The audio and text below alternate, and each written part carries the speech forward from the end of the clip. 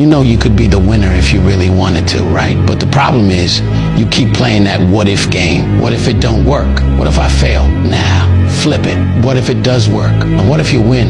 Then what? You're gonna be sitting there happy, right? You say you wanna win, but then you're scared to lose. What sense does that even make?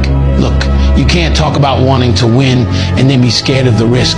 That's not how this works. If you lock in, keep your head down and stay focused on the vision, how could you not win? The only thing that's gonna make you lose is your own mindset, and that's all on you.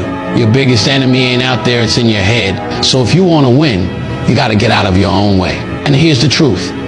Every time you doubt yourself, you're slowing down your own progress. You either believe in yourself or you don't. There's no in between. If you keep second guessing everything, you're already losing.